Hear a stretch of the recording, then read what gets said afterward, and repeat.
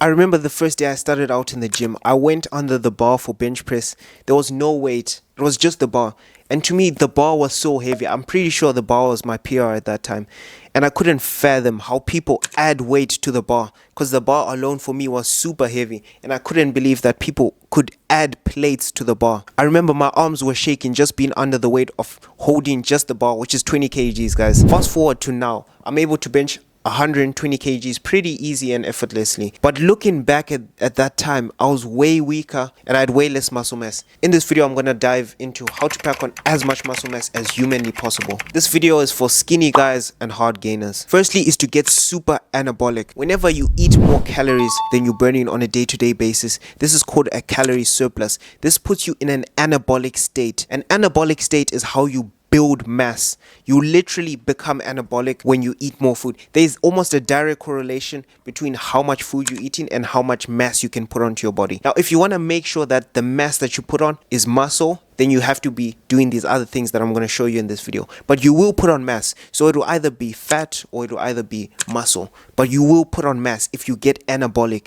If you get anabolic, you will just build from there. So do these other things to make sure that the mass that you gain is actually muscle and is not just body fat. Keep a 200 to 300 calorie surplus. If you don't know your maintenance calories, you can calculate it with the calorie calculator online. I'll link it in the description. Find out your maintenance calories. It will ask you your height, weight, age, and it will give you an estimate that you can start off with. Nextly is you want to keep your protein intake high, because protein is the building block that allows you to repair muscle tissue. When you go to the gym, you're actually creating micro tears in your muscle, and that's how muscle growth actually happens. It's when your body repairs those micro tears and makes the muscle stronger. So you have to keep protein high enough so that your body can properly repair those muscle tears and so that you can build back stronger. Your protein should be about 2.2 grams per kg of body weight. If you weigh 50 kgs right now, you want to be having 110 grams of protein each and every single day. This will give you the raw materials that your body needs to build back up stronger. But how do I know how much protein is in my diet?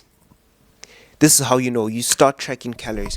Use Cal AI. You can literally track calories from just taking a photo, and it will evaluate the amount of calories in your food. You can also use a scale and weights if you want to be old school and be accurate, then yeah. But you have to keep a log of how many calories you're consuming on a day-to-day basis. In your calories, it will break down your macros, so it will break down your proteins, fats, and carbs. So just tracking calories will allow you to see if you're getting enough protein every single day. I recommend having a lot of lean meats, chicken breast, beef, eggs. Those are really good for protein, but you can also supplement with protein powder if you can't get enough protein in your normal regular diet.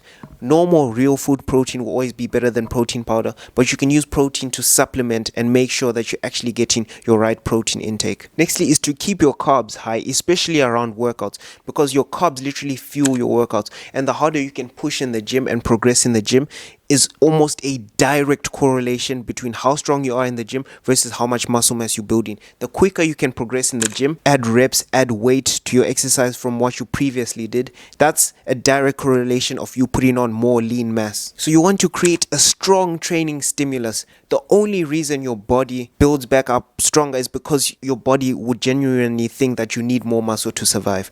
So you have to push yourself extremely hard in the gym so that your body has a reason to put on more lean tissue. If your body thinks you need that lean tissue and your body genuinely thinks that you're not strong enough, then it's going to add more lean tissue to your frame. The only way you can send this signal is by pushing yourself very hard, very close to failure. I would recommend going very, very close to failure, if not just going completely to failure. Because if you push yourself to the point where you're training near failure, then your body has enough training stimulus to actually have a reason to put on lean tissue. You want to be progressing session to session, and the way you do this is by increasing reps or weight. If you know you did 50 kgs for 10 reps last week, you have to aim to somewhat improve that. Either do 50 kgs for 11 or 12 reps, or you can increase the weight from 50 kgs to 55 kgs. You just got to challenge yourself each week by week. You got to do better than you did previously, because your body gets used to a training stimulus. So for you to stimulate growth, you have to challenge yourself again and make your body feel weak. When your body feels weak, it will overcompensate for feeling weak by adding more muscle mass so that you get stronger, and that's how muscle building works. So in your gym sessions, you can't just pick a weight and do 10 reps and every single rep look like this. You're doing quick reps. If you start quick, your last reps should be like this.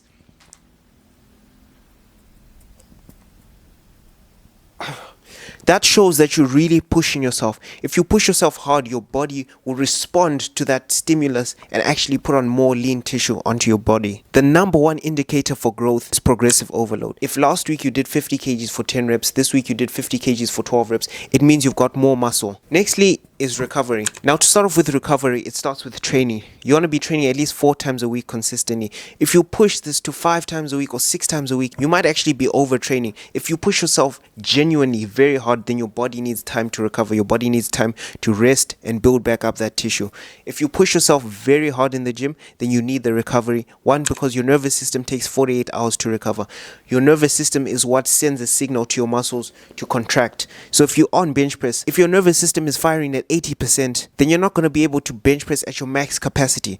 But if your nervous system is firing at 100%, you'll be able to bench press that much more. And the more you can send that strong muscle stimulus, the more you can progress and build more muscle. So you actually want to be reducing your sessions to 4 times a week. You can actually even start on 3 times a week and see great results if you push yourself genuinely very hard. Nextly is you want to incorporate some sort of active recovery days. So on a different day to the day you go to the gym, you can do cold showers, you can do sauna, you can just do a walk, you can do like some mindfulness, some deep breathing. The whole point of active recovery days is to calm you down. Yes, cortisol is a stress reaction in your brain. When you literally have less cortisol, less stress in your brain because you're calmer, your body is able to build more muscle way easier. The next one is sleep. Now, a lot of people are undersleeping. If you want to maximize how quickly you can put on lean tissue, you want to make sure that you're sleeping properly. 7 to 8 hours of proper sleep. Muscle is actually broken down in the gym. When you go to the gym and train really hard, you're creating micro tears, and those micro tears only get repaired during deep sleep. When you sleep properly, 7 to 8 hours, and you get in proper deep sleep, your body releases testosterone and growth hormone during deep sleep. So if you're not sleeping nicely, you're not going to be able to get into that deep sleep state. And that deep sleep state is when the testosterone and growth hormone gets released. And testosterone and growth hormone promotes muscle building, which means you can build muscle way quicker. But the difference that it makes for muscle building is absolutely insane. If you're not tracking your sleep somehow, either with an Oura ring or a fitness tracker or watch, then you have to start tracking somehow. And even if you're not tracking, make sure you're getting at least 8 hours of sleep. And 8 hours of sleep is not the same as 8 hours in bed in your blankets, because it takes time to wind down and you're not always asleep. You sometimes wake up in the middle of the night. So if you want to get 8 hours of sleep, you really have to be in your bed for like 9 hours. If you want to sleep better and get into a deeper sleep state, then you have to follow the 3-2-1 formula. It will help you get better sleep.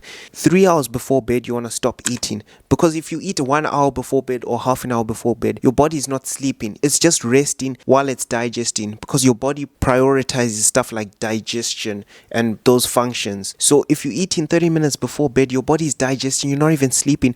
You might be shallow sleeping, but you won't get into a deep sleep state. 2 hours before bed, you want to stop drinking liquids, because you're going to wake up in the middle of the night, then you're going to need to go to the bathroom, and then it might take you like 30 minutes to fall back asleep, and then you're not able to get into a deep sleep state. It's not worth it. Literally going to the bathroom at 3 a.m. when your body is supposed to be producing testosterone and growth hormone, now you're actually using the bathroom. That's low ROI right there. 1 hour before bed, you want to cut out blue light. Phones, screens, TVs, and even lights produce blue light. So the best thing to do would get blue light blocking glasses.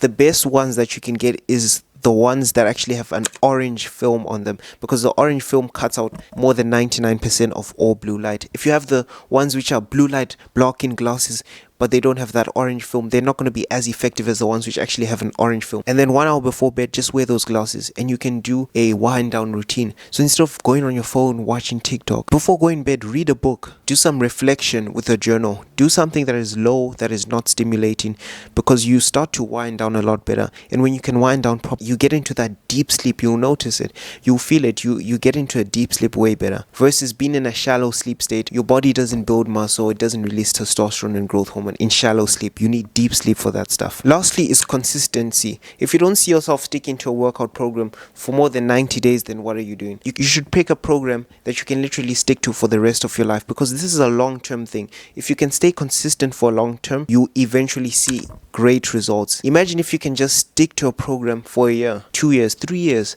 That's where you see insane level results. But if you just want to make insane radical shifts and transformations in 1 month, in 2 months, then yes, you build muscle, but you won't build as much muscle as you can build in 1 to 2 years of consistent progression, because you slowly get better each month. You slowly get bigger, you slowly get stronger, and then eventually you wake up and you just have your dream physique. So it's all about consistency, just relying on systems. Building muscle is simple if you rely on systems.